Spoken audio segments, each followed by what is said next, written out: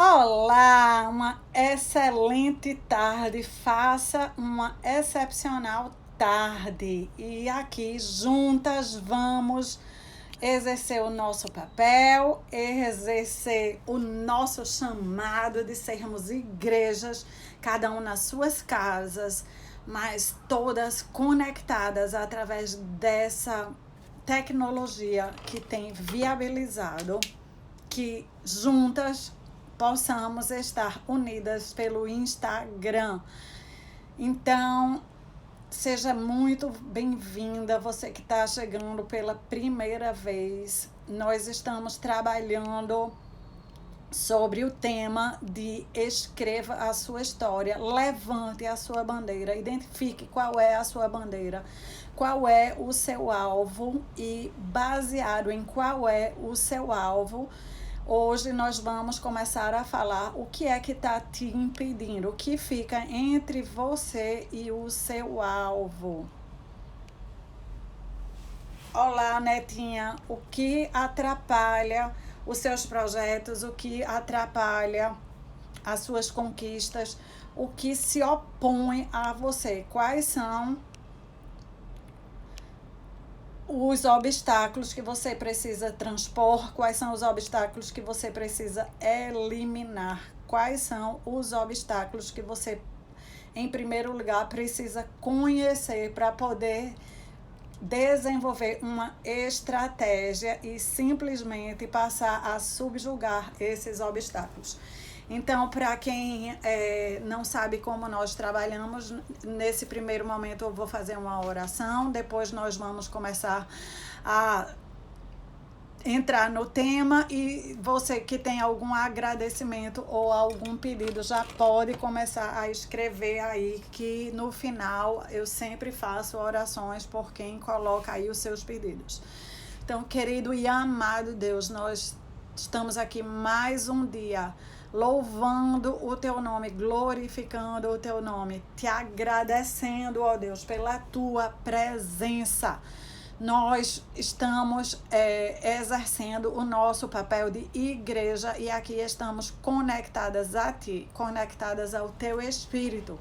Que o teu Santo Espírito venha nos ativar, que o teu Santo Espírito venha nos ensinar, venha abrir os nossos olhos, os nossos ouvidos e derramar nos nossos olhos e ouvidos aquilo que nós estamos precisando para desenvolvermos os nossos projetos e os nossos ministérios. Para todos que estão chegando, uma excelente tarde. Hoje eu vou estar aqui falando sobre o primeiro e o segundo maior opositor, o que se levanta entre o seu sonho, o seu desejo, a sua decisão e o que se levanta no meio do caminho para impedir que você alcance esse resultado. Então, o primeiro opositor de qualquer pessoa se chama ignorância, desconhecimento. Ana Cláudia, mas eu estudo muito, eu leio muito, eu tô sempre encontrando muitos cursos, eu faço muitos cursos, eu tô sempre conversando com pessoas bem informadas, eu assisto o Jornal Nacional. Mas quando nós temos um alvo, sempre vai existir questões chaves que nós precisamos saber em detalhes para podermos traçar a melhor estratégia para alcançar esse alvo. Então, sempre vai existir algo no qual nós estamos ignorantes, o qual nós ainda desconhecemos. E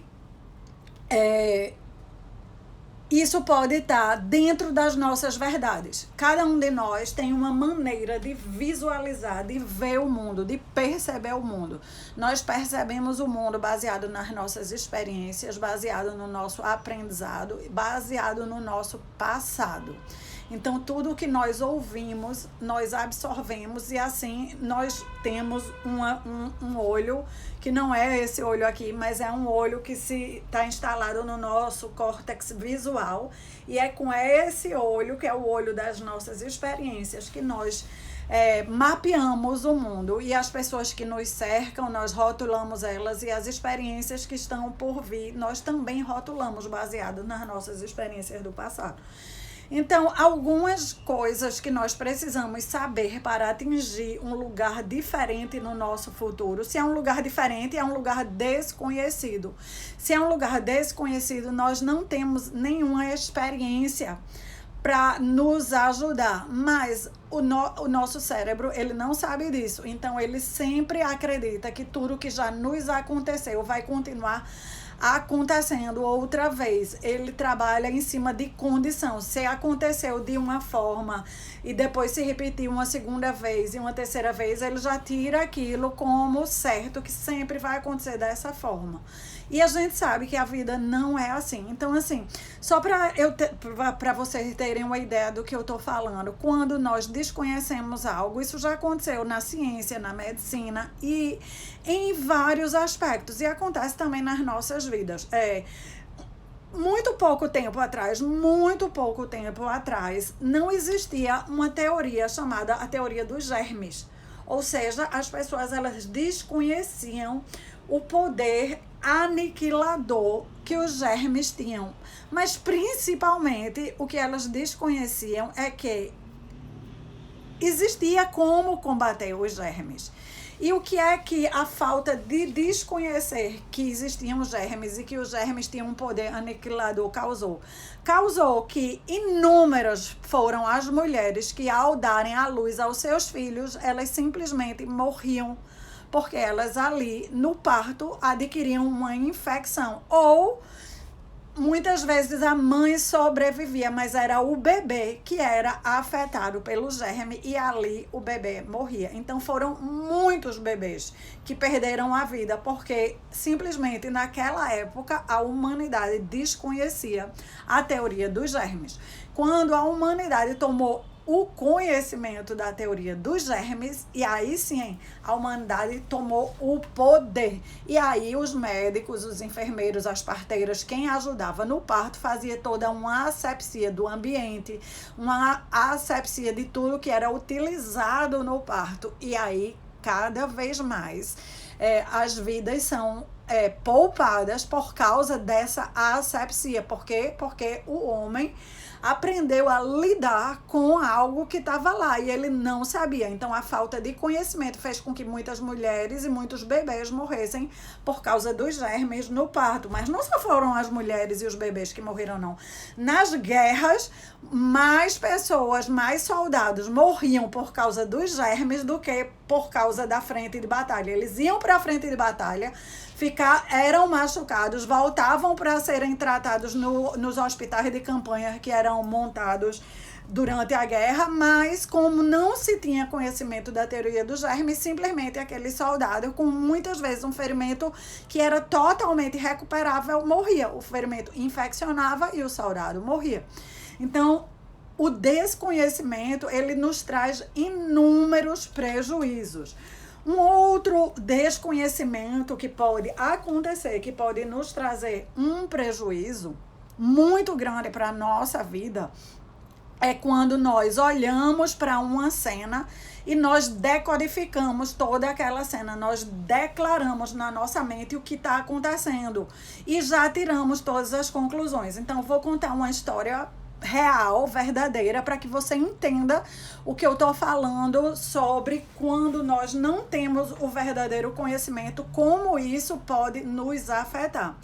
Esse determinado boa noite é uma boa noite, Caio. Vocês que estão chegando agora, envia aí esse aviãozinho, convida aí os amigos de vocês que estão precisando de estar aqui com a gente, que estão querendo alcançar seus objetivos, que não entendem quais são os inimigos que estão se opondo às suas principais metas, aos seus principais objetivos. Envia o teu aviãozinho para pelo menos 5 amigas ou 5 amigos, que o que eu vou falar aqui vai trazer muito estalo, vai fazer hoje, vai virar chave profunda, chave que vai trazer realmente um novo patamar para você.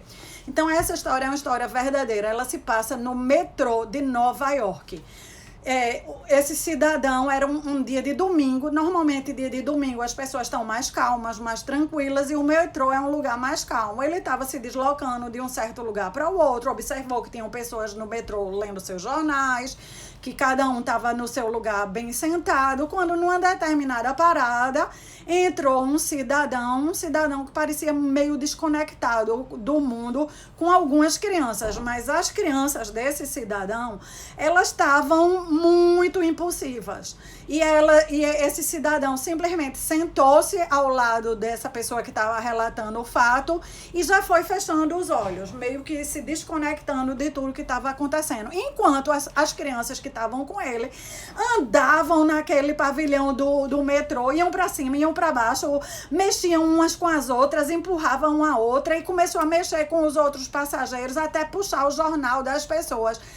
A pessoa que fez o relato, ela disse que ela começou a ficar muito impaciente, porque como é que aquele homem com aqueles filhos, ele simplesmente não tomava conta daqueles filhos, ele estava de olho fechado, nem vendo os filhos dele ali aprontando. Então, antes dele perder totalmente a estribeira, ele ainda num tom educado e polido, tocou no cidadão e disse: o que é que o senhor acha que o senhor deveria fazer com os seus filhos que estão perturbando todos os passageiros aqui do metrô, estão puxando o jornal? O senhor não acha que o senhor deveria chamar eles e, colocar eles no lugar deles? E aí, esse cidadão que estava de olho fechado, abre o olho, olha para ele e fala: eu acho que o senhor tem razão, eu como pai deveria fazer isso. É que eu saí do hospital faz 1 hora e lá tanto eu como os meus filhos recebemos a notícia que a mãe deles morreu e eu ainda estou processando, não estou sabendo bem o que fazer com essa notícia. E assim como eu acho que os meus filhos estão nessa mesma situação, sem saber o que fazer com a notícia. Então, quando o cidadão abriu a boca e contou para ele o que realmente estava acontecendo, tudo mudou. Era a mesma cena. Um homem que tinha sentado no metrô e tinha fechado o olho, parecia um homem omisso, um homem alheio, e os filhos lá impossível. Mas depois que se sabe a realidade, a verdade por trás daquela cena, se compreende o sofrimento que aquele homem estava, de saber que agora estava sem esposa, de saber que agora ia ter que enfrentar a vida e cuidar daquelas crianças que ele não estava nem sabendo como cuidar, o que falar, e ele simplesmente não fechou o olho porque ele era omisso, ele fechou o olho de tanta dor. Então, essa pessoa que está fazendo esse relato, ele é um escritor, e ele fala naquela hora o paradigma que estava por trás disso, ou seja, a minha verdade mudou completamente, porque a minha verdade não era mais a verdade era o que de fato estava acontecendo com esse cidadão no mundo dele. E apesar de eu ser uma pessoa sensível, eu mudei totalmente a conversa. Eu já comecei a perguntar a ele: e aí, como eu posso lhe ajudar? Tem algo que eu possa fazer para ajudar o senhor nesse momento e os seus filhos e tal? E ele disse que ele é tão humilde, esse escritor, que ele ainda disse assim: algumas outras pessoas iriam muito mais além, iriam ajudar muito mais, enquanto outras, mesmo depois de ouvir o relato do homem, não iria ter se compadecido. Então, assim, existe o mundo de cada pessoa e existem as verdades. Quando nós estamos nos relacionando com outras pessoas, nós não podemos analisar seus comportamentos nem suas atitudes apenas porque os seus comportamentos e as suas atitudes, elas são provenientes do que está por dentro, da verdadeira raiz que está fazendo elas terem esse comportamento e essa atitude. Então, você continuar num embate com uma pessoa que está sofrendo muito, que acabou de perder a esposa, que acabou de perder a mãe dos seus filhos, é você não ter um pingo de empatia. Então, muitas vezes, talvez, possamos estar passando por isso com uma pessoa no nosso trabalho ou uma pessoa na nossa casa, que nós já rotulamos que essa pessoa é uma pessoa complicada, ou rotulamos que essa é uma pessoa difícil, ou mesmo rotulamos que é uma pessoa completamente ausente. E o que nós estamos rotulando, nós precisamos entender que são comportamentos, que são atitudes, mas que Se eu fosse dizer o que é comportamento e atitude numa parábola para a gente entender, comparando com uma árvore, comportamento e atitude seriam as folhas da árvore. Então, quando a gente vê os comportamentos e as atitudes das pessoas, a gente está vendo as folhas da árvore. Mas o que faz aquela folha estar mais suja, estar mais limpa, estar mais brilhosa, estar mais viçosa, estar mais caída, estar mais murcha, estar morrendo, é o que está na raiz. Então, quando nós queremos tomar a nossa vida, a rédea das nossas vidas, nós vamos estar olhando para os nossos comportamentos, sim, para as nossas atitudes, sim, mas nós precisamos sempre fazer pergunta para o nosso comportamento e para a nossa atitude. Por que é que eu estou agindo assim? De onde veio esse comportamento? De onde veio essa emoção? Eu preciso descobrir a raiz que está fazendo isso, a raiz que está fazendo o comportamento e a atitude sair. Então, as pessoas todas são dessa forma. As pessoas que estão ao nosso lado, as pessoas que dormem conosco na nossa cama, os nossos filhos que dormem na nossa casa, as pessoas com quem nos relacionamos, elas são todas dessa forma. O que nós enxergamos nelas são comportamento.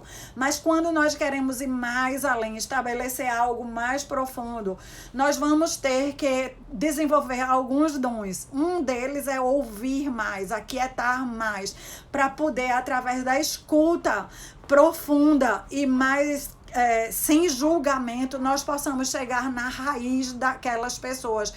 Por que é que elas de fato estão agindo assim? Muitas vezes as próprias pessoas não sabem. Essa história que eu contei, ela é uma história fácil porque tem como a gente realmente identificar. Mas quantos de nós estamos vivendo dramas na nossa família e nós não estamos sabendo como resolver porque nós estamos indo de encontro aos comportamentos e às atitudes.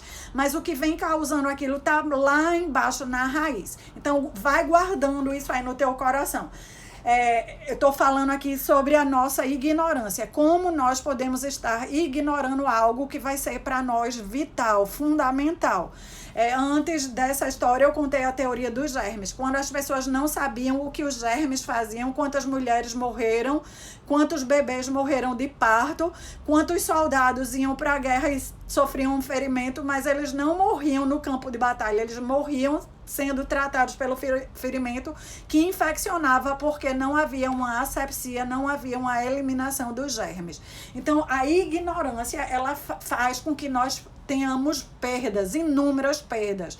E a ignorância pode também estar na nossa vida quando nós não conhecemos os princípios. Então, agora eu vou chegar no ponto central de hoje.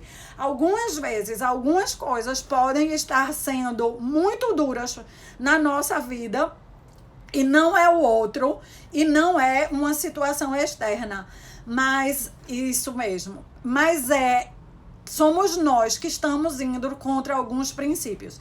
Existem 7 princípios que são princípios eternos. Deixa eu dar uma noção do que é um princípio, contando uma outra história para que a gente possa entender como nós, por estarmos ignorando, podemos estar indo contra um princípio. Então, tinha um comandante de uma alta patente num navio de guerra americano, em águas americanas, e ele estava indo num determinado rumo e era noite. Quando ele estava indo num determinado rumo, o homem que estava de vigia noturno avisou que lá na frente, a este bordo, num determinado ângulo, estava uma luz. Significava então que havia uma outra embarcação. O homem pega, o comandante pega o megafone e dá lá a ordem para o que está no rádio falar com a outra embarcação. Aí ele se identifica: eu sou o tenente-coronel da Marinha Americana do navio tal, era um baita navio, e eu ordeno que vocês mudem de rumo, porque estão vindo no nosso rumo. Então, essas histórias são reais. E como ele tinha uma alta patente, entende-se pelos conceitos náuticos que quem tem a patente menor tem que mudar o rumo. Então, ele já deu a ordem nesse sentido, se identificando o navio dele, mostrando que a patente dele era gigante e que o outro mudasse o rumo. A pessoa que atende do outro lado do rádio, que era da outra luz, ela fala assim: eu sou apenas eu não me lembro se ele diz, eu sou apenas um capitão, um soldado raso, e eu só quero lhe dizer o seguinte, eu não vou mudar o rumo, o Senhor mude o rumo. E aí o tenente coronel fica fulo da vida, porque a patente dele era gigante, o navio dele era um navio campeão de guerra da Marinha Americana, e aí ele volta a enfatizar toda a legislação e a regra e dizendo que eu quero que você mude o seu rumo. E aí o outro soldado raso lá fala, olha, eu sou um soldado raso, mas eu quero lhe dizer que o Senhor precisa mudar o seu rumo. Eu estou falando com o Senhor do farol da terra. Ou seja, o outro, que era uma luz e que eles estavam todos na noite, como ele era um navio, ele já identificou uma luz, achando que uma luz era também um outro navio. E ele começa já dando todas as ordens para o que o outro deve fazer, porque a patente dele era muito alta. Só que em nenhum momento passou pela cabeça deles que eles estavam, era com o rumo do navio deles errado. Eles estavam indo em direção a um farol que é fincado ou no meio do mar ou na terra. E se eles continuassem e não desviassem por causa da patente, simplesmente ia haver a colisão, que era o que eles estavam tentando evitar. Então, assim, por que eu contei essa história? Para que a gente entenda que princípios eternos são princípios de crescimento que Deus, quando criou o universo, já criou esses princípios. E eles vão ser como esse farol. Eles vão estar sempre lá iluminando tudo que está ao seu redor. E eles não vão mover de lugar. Somos nós que, em algum momento da vida, se possamos a ignorância sair dos nossos olhos e nós possamos perceber que algo está errado, se identificarmos que estamos indo contra um princípio, nós precisamos mudar a rota. Então, muitas vezes, algo está se opondo a nós, não é porque o algo é, de fato, o inimigo, e sim porque nós, na nossa rota, nós saímos da rota designada por Deus para nós e nós entramos numa rota de colisão, ou seja, numa rota contrária a um princípio que é eterno. Então, não vai ter como funcionar para que o nosso resultado realmente venha. Então, e como é que eu faço, Ana Cláudia, para não ir contra um princípio eterno? Então, a primeira coisa que eu tenho que fazer para eu não ir contra um princípio eterno é descobrir quais são os princípios eternos. Quando eu sei quais são os princípios eternos, eles viram os meus melhores amigos e são eles que eu vou usar para continuar crescendo, prosperando, progredindo e tomando conta da minha vida e fazendo da minha história o máximo que tem para ser feito enquanto eu estiver aqui na Terra, certo? Então, para que a gente não caia no erro da ignorância, nós vamos começar pelos princípios eternos. E em conhecer os princípios eternos, depois nós vamos, então, olhar para dentro de nós, para o nosso autoconhecimento. Então, vamos lá. Hoje, nós vamos... são 7 princípios que são eternos. E como é que eu vou saber o que é um princípio? Então, um princípio é sempre algo que é natural, não é artificial. É natural e que tantas vezes algo caia nesse princípio, tantas vezes vai acontecer da mesma forma.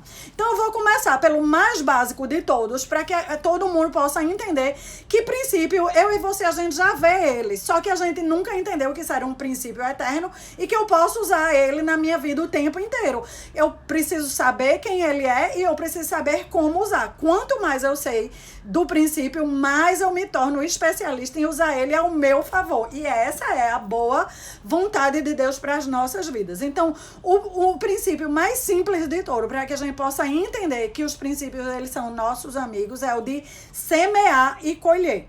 Então, Deus fez o universo com uma terra extremamente fértil e com sementes. Deus não fez o universo com árvores já prontas gigantes. Ele fez com sementes.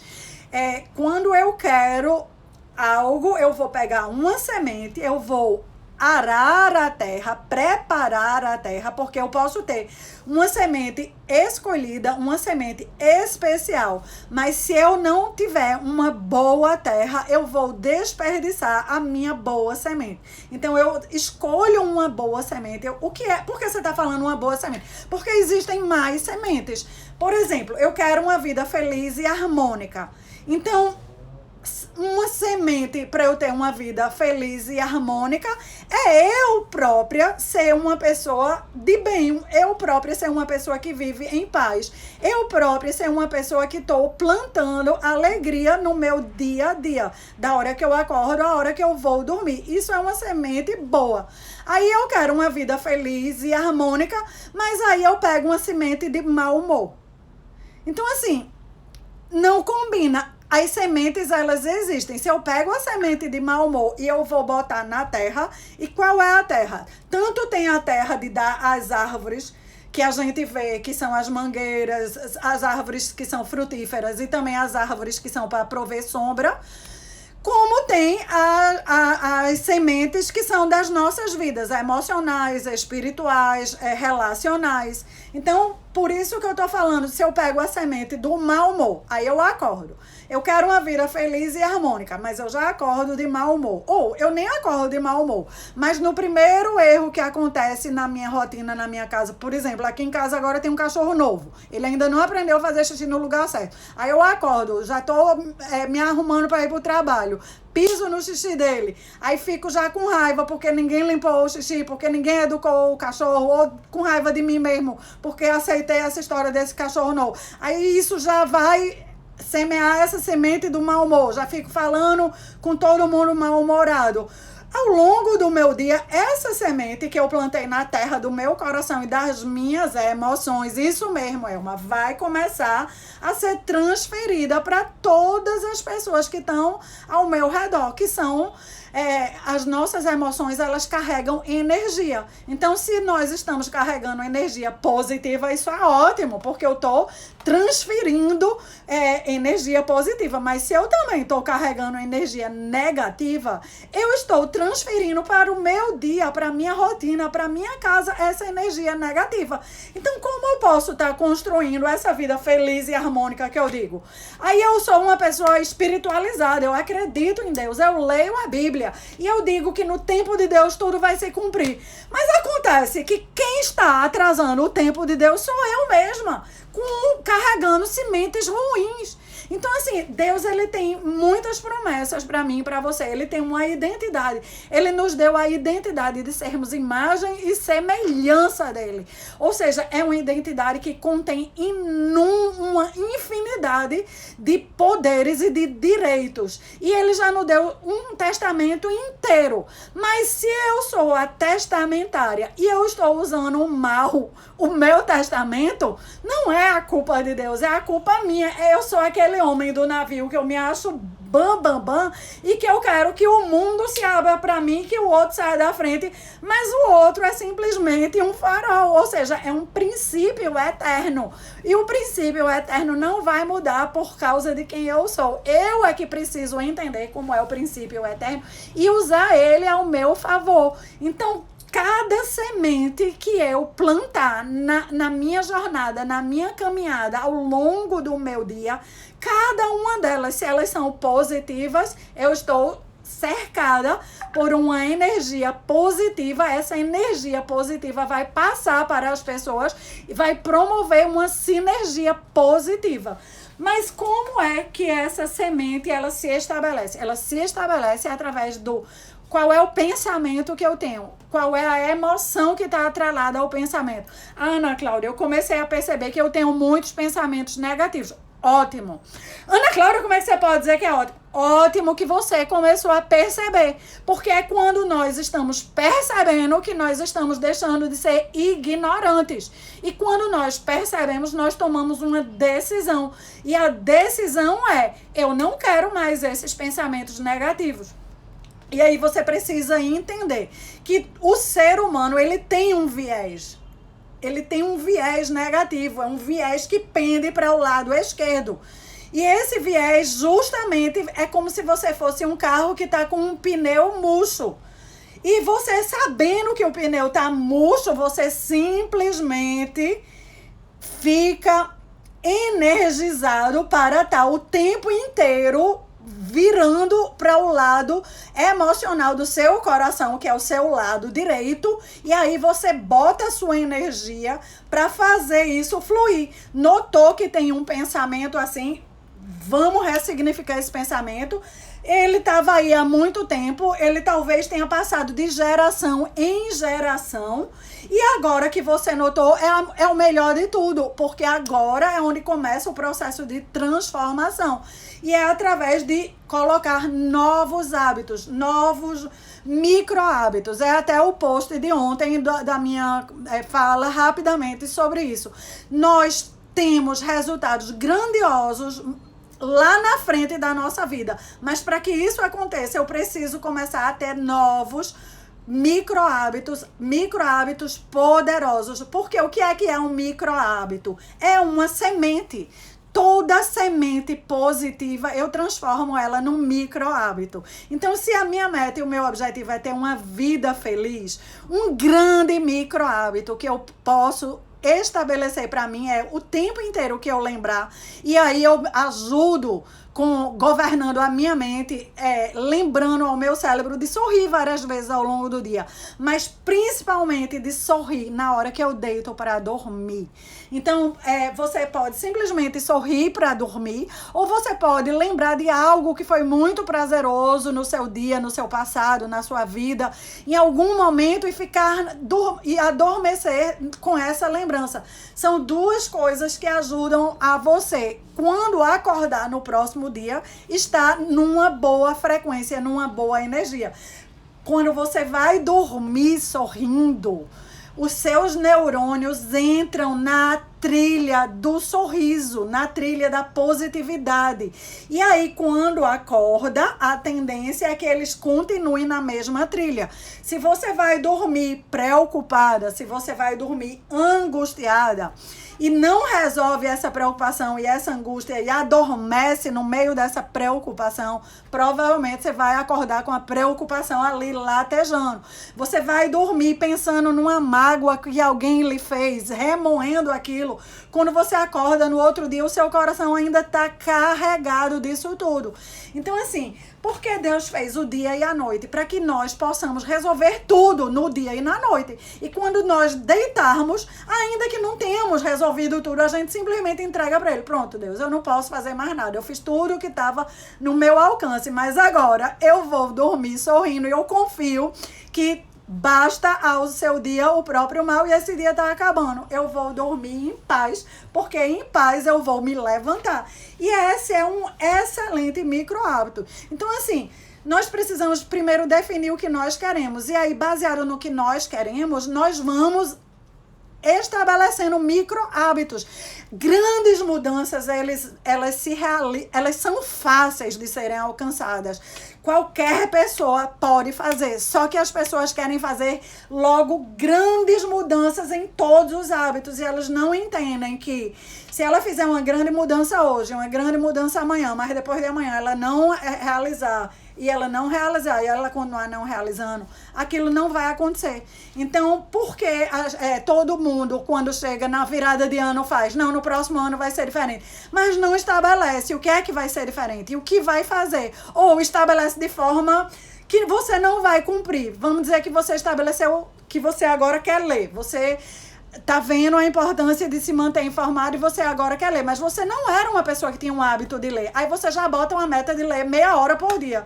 Mas se você não lia nada, como é que agora você vai ler meia hora por dia? Então coloca um micro hábito. Eu vou ler, eu não lia nada, eu não tenho esse hábito. Eu vou estabelecer o hábito de ler 2 minutos todos os dias, mas eu vou ler todos os dias.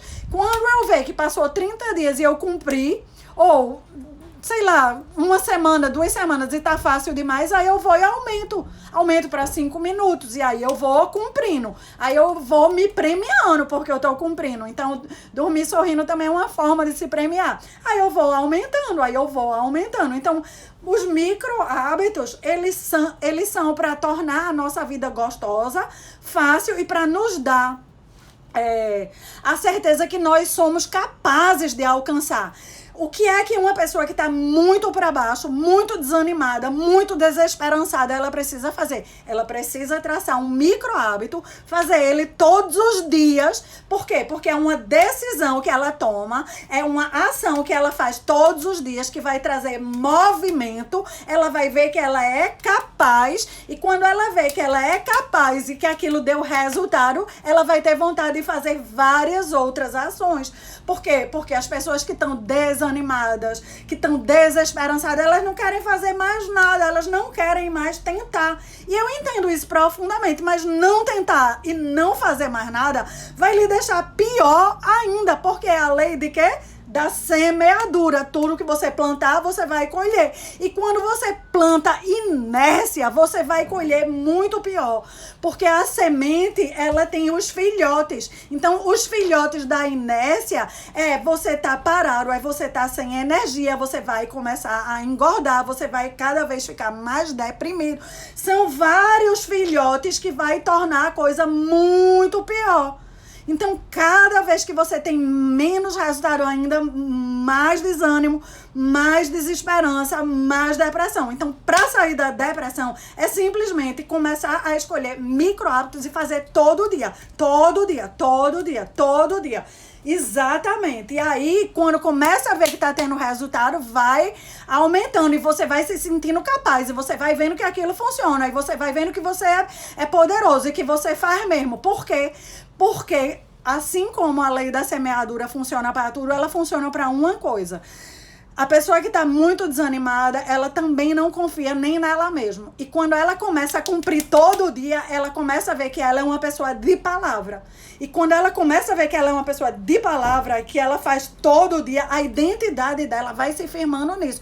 Porque, de fato, essa pessoa é essa pessoa. Apenas a poeira comeu. E as outras coisas ficaram embotoando a vida. E a gente está aqui para desembotoar, limpar, tirar essa poeira e deixar você brilhar a luz que tem dentro de você. Deixar você ser a pessoa vencedora e a pessoa animada e a pessoa feliz que tem uma vida em abundância que Deus fez para você ter.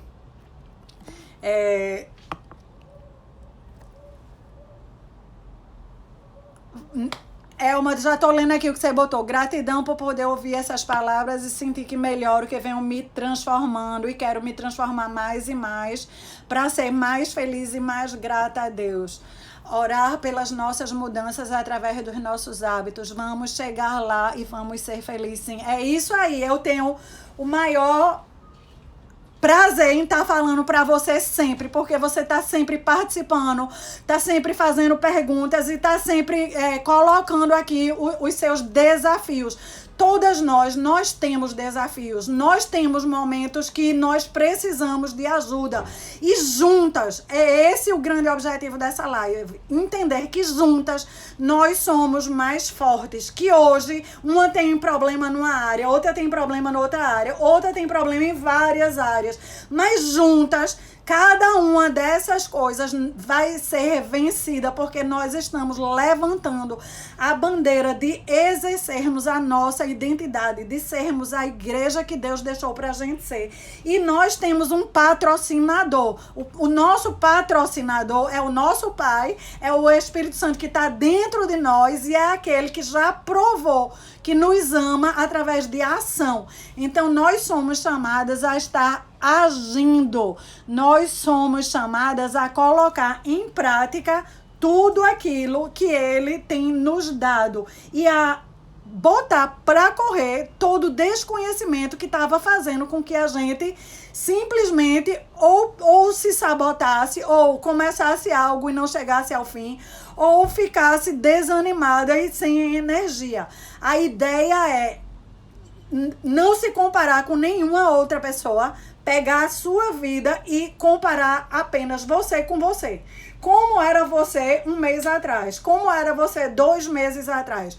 Como era você 3 meses atrás? Qual é a diferença que você vê em você? Qual é o resultado positivo que você vê em você por estar adquirindo novos hábitos por estar aqui ouvindo, por estar aplicando o que está ouvindo. Então é assim que nós vamos começar a ver realmente mudanças significativas na nossa vida. Agora, deixa eu lhe dizer uma coisa. Cada um de nós tem pontos de melhoria. Então, você tem pontos de melhoria. E você tem, Elma, ouvido muito. E ouvindo muito, você tem colocado em prática o que você está ouvindo. E reconhecer e conhecer é o primeiro passo. O segundo passo é simplesmente escolher uma ação que você acredita que fazendo essa ação nessa área eu vou melhorar. Essa outra ação para essa outra área eu vou melhorar mais ainda, entendeu? Então, escolha as suas ações. Então, a gente viu aqui, ó, o princípio do plantar e colher. E tem um princípio que é para todos sabermos o seguinte, que é o princípio da soberania.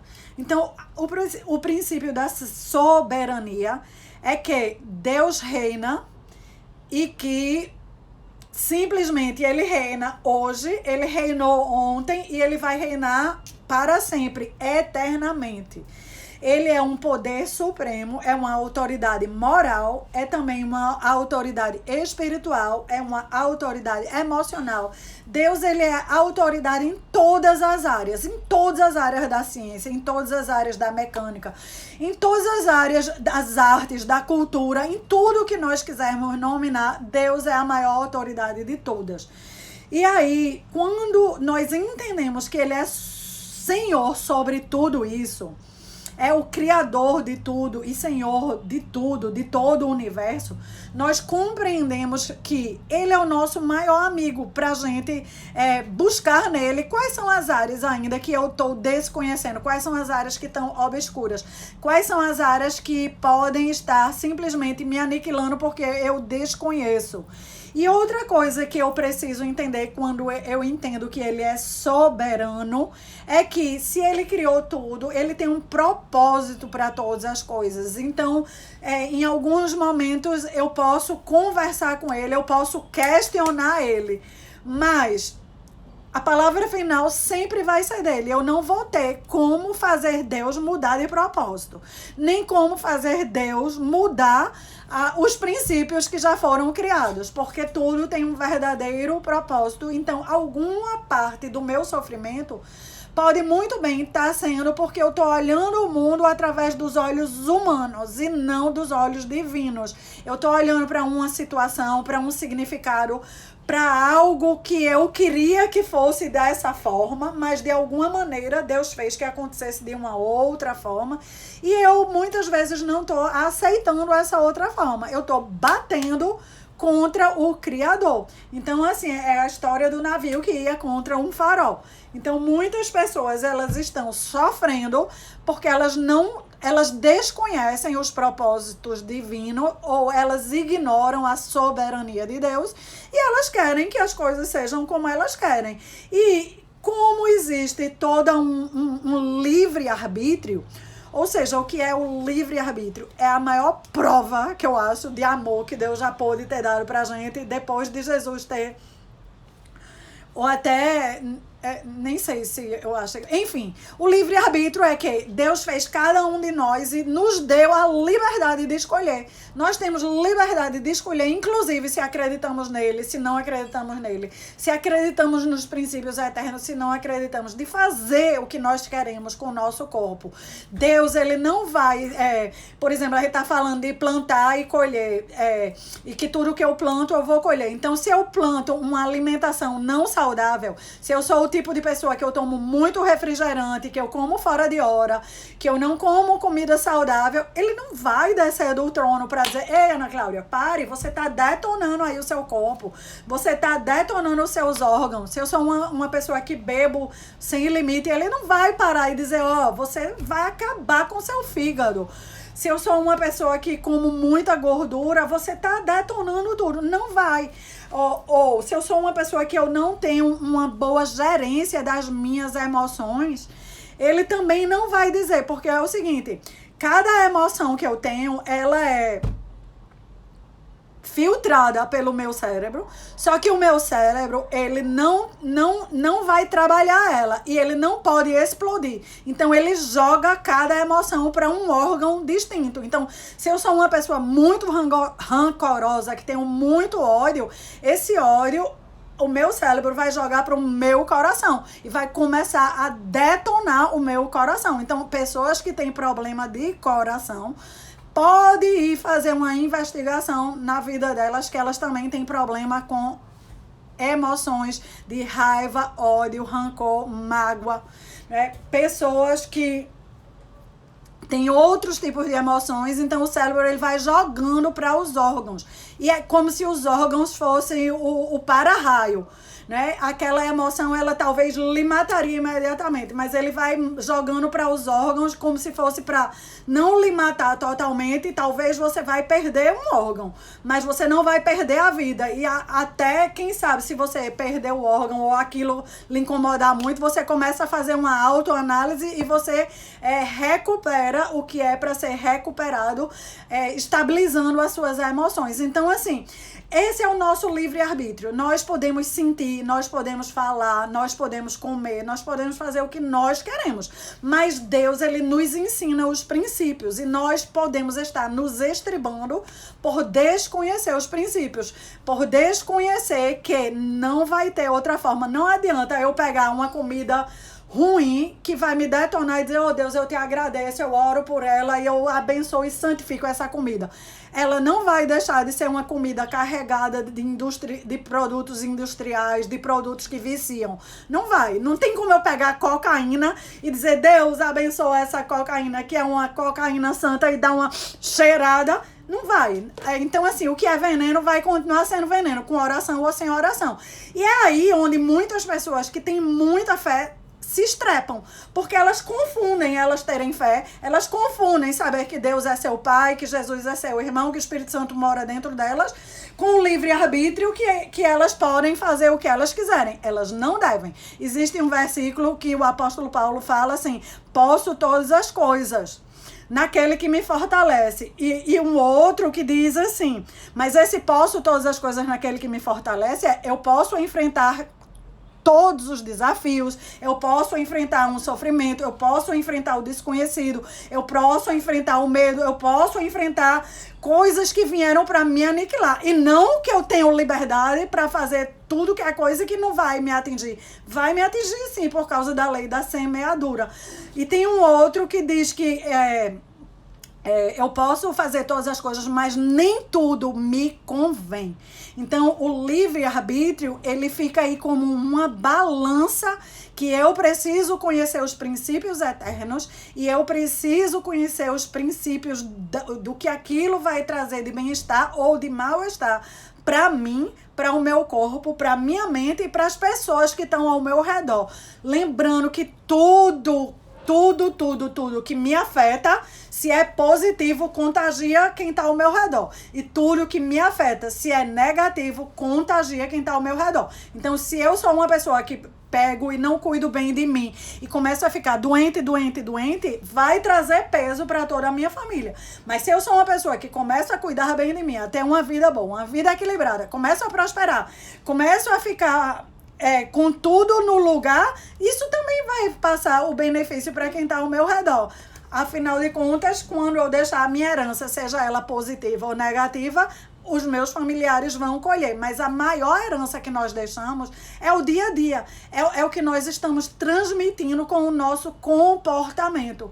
Porque nós herdamos dos nossos pais, nossos avós, o comportamento deles. E nós temos o livre-arbítrio para peneirar diante de um novo conhecimento, diante de uma nova época, onde a informação está aí escancarada. As Bíblias estão traduzidas em diversas versões. Não é mais como na época que minha avó ia para missa e tinha que ouvir em latim. Não entendia nada que estava sendo falado. Então, hoje, o conhecimento está desvendando aquilo que era desconhecido, para que a gente pare de bater com a cabeça em coisas que vão trazer ferimento para nós. Então, todas as nossas escolhas, nós somos, sim, responsáveis pelas nossas escolhas. Todas as nossas escolhas vão ter consequência por causa da lei da semeadura. E isso não quer dizer que Deus deixou de ser soberano. Ele foi soberano quando ele criou toda uma estrutura que está funcionando e funciona debaixo de legislação. Quando eu planto e eu semeio algo bom, eu vou colher a 30 e até a 100 por um aquela semente. Mas se eu também estou plantando pedregulho, se eu estou plantando espinho, se eu estou plantando árvore que não dá fruto, é isso que eu vou colher também. Então eu tenho que fazer uma bela análise. Então, como o nosso tempo está voando, hoje eu vou falar desses 2 princípios. E aí na próxima a gente vai e explana os outros 5. Então, uma revisão bem rápida. Tudo o que eu faço, como Elma aqui falou, nós somos responsáveis por causa do livre-arbítrio. E eu preciso saber que se eu estou fazendo algo dentro dos princípios eternos, aqueles princípios, eles estão promovendo crescimento, prosperidade. Mas se eu estou indo contra esses princípios, eu vou bater neles e eles não vão sair do lugar. Eles podem me partir ao meio. Então, eu preciso descobrir, antes de dizer qualquer análise, se o que está se opondo a mim é de verdade algo que está se opondo a mim ou se sou eu que estou indo contra algo que não vai mudar, que sou eu que tenho que mudar de opinião. Só para vocês terem uma ideia, que quando as pessoas não têm noção do que são princípios eternos, elas não entendem o quão Deus leva em consideração e tem um alto valor uma aliança matrimonial. Uma aliança matrimonial entre um homem e uma mulher, para Deus, é tão forte quanto a aliança que ele faz com cada um de nós. Mas quando as pessoas não têm essa noção, elas conseguem distorcer as coisas na mente delas e no mundo delas, elas veem tudo distinto. E eu tô contando isso por quê? Porque teve um momento da minha vida que eu fazia parte do grupo de intercessão da igreja. Nós tínhamos lá um baú bem grande e as pessoas iam colocando os seus pedidos de oração. E nós, 2 manhãs, acordávamos 5 horas da manhã para orar por esses pedidos. E um dos pedidos um dia foi que queria que Deus tirasse o marido de fulaninha para dar o marido para ela. Então, assim, essa mulher, ela vai orar para o resto da vida essa mesma oração, mas ela jamais vai ser atendida. Porque Deus, ele respeita os princípios eternos. E uma aliança matrimonial é um princípio eterno. Ele jamais vai romper a aliança de casamento de fulana com cicrana para tirar o marido e vir trazer para mim. Isso não faz parte de Deus. Então, essa mulher, ela estava indo contra um princípio. E se ela continuasse indo contra aquele princípio, desse em cima daquele homem, aquilo ia terminar rompendo com ela. Então, assim, muitas pessoas, elas estão sendo rompidas porque elas estão indo contrárias aos princípios de Deus. Vamos aqui, rapidamente. Nete colocou, peço a oração por Andresa, continua no hospital. Agradecer porque o cunhado está bem. Querido e amado Deus, nós te louvamos pelas tuas palavras, pela tua explicação, que o Senhor possa continuar abrindo a nossa mente, tirando todas as trevas, tirando tudo que já é nosso e que estava encoberto, que o Senhor possa trazer clareza. E nós oramos por Andresa, que está no hospital, que ela levou uma queda e está sem movimentar um dos lados. Ó Deus, nós já oramos por ela segunda, estamos aqui orando novamente, umas unidas em oração, declarando que seja restaurado, restituído os movimentos dela e que enquanto ela está nesse hospital, que ela seja ministrada no emocional, que ela seja ministrada espiritualmente e que ela seja ministrada com todas as suas necessidades físicas também, que os médicos, os enfermeiros, que a família dela possa estar lhe dando toda a assessoria que ela precisa, em nome de Jesus. Vamos lá, alguém mais tem algum pedido de oração? Vou orar por... Elma, como anda as suas dores? Segunda você falou que tinha sido um dia muito bom, que tinha sido um dia que você tinha passado o dia inteiro sem dor. Então, como anda as suas dores? Enquanto você escreve aí para mim, eu vou orar pelas nossas mudanças. Senhor, nós te louvamos e te agradecemos por todas as vezes que o Senhor nos dá clareza de entendermos o que estamos precisando de transformação nas nossas vidas. Te agradecemos quando o Senhor nos dá uma iluminação para termos uma nova ação, uma nova atitude, para estarmos plantando uma nova semente. Te agradecemos, ó Deus, pelas sementes que o Senhor está derramando aqui.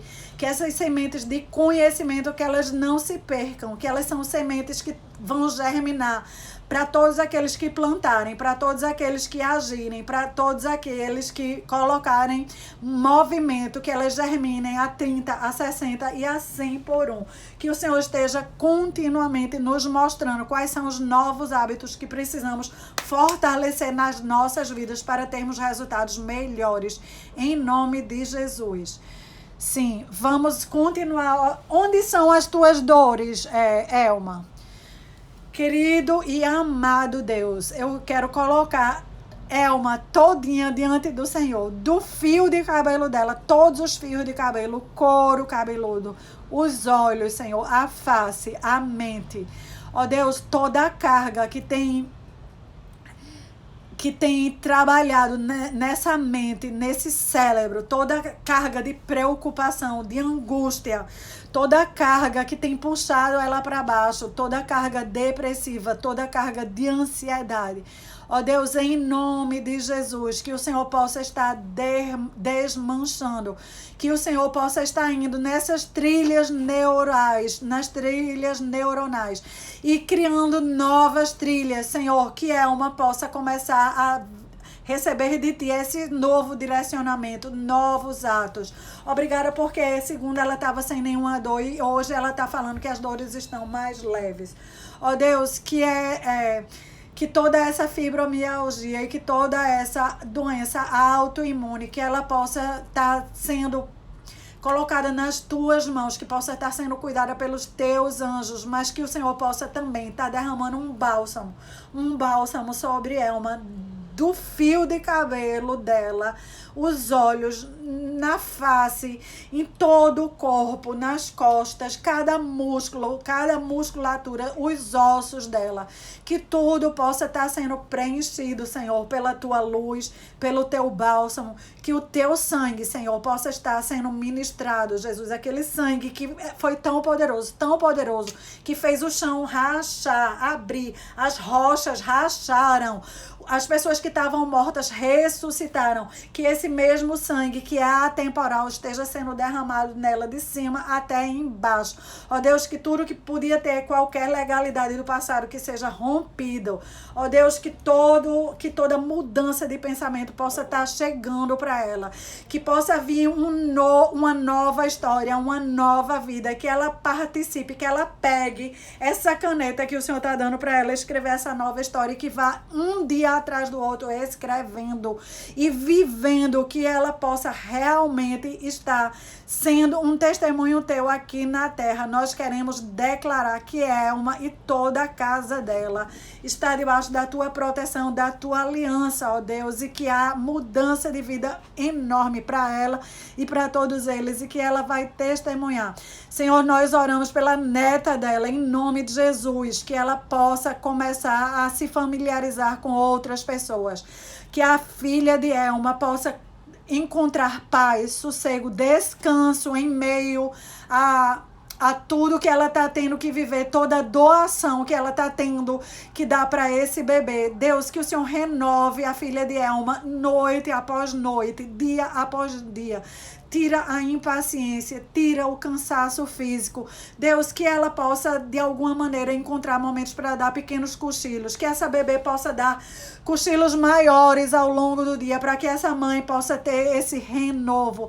Senhor, mas que a bebê possa começar a gostar de outras pessoas, começar a simplesmente não estranhar, começar a ter um olhar mais amigável para os avós e para todos os que vão chegar lá com ajuda para a filha de Elma, Senhor.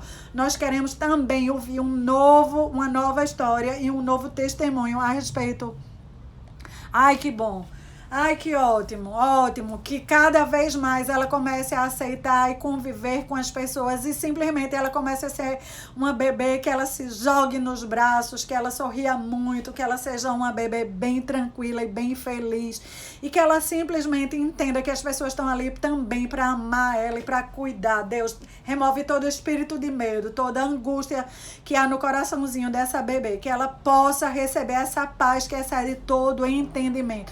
Que haja um rompimento em nome de Jesus. Ó Deus, nós oramos agora por todas as famílias que têm vindo aqui, que têm recebido, que têm sido abençoadas, que elas possam retornar. E agora eu quero pedir a vocês, publiquem no Instagram de vocês, chamem outras pessoas, vamos fazer um movimento, gente, uma revolução. Vamos ver outras pessoas também tendo suas famílias e suas vidas transformadas. Convidem as pessoas para virem segunda e quarta, às 18 horas. Vamos fazer como Elma disse, vamos fazer realmente, levantar uma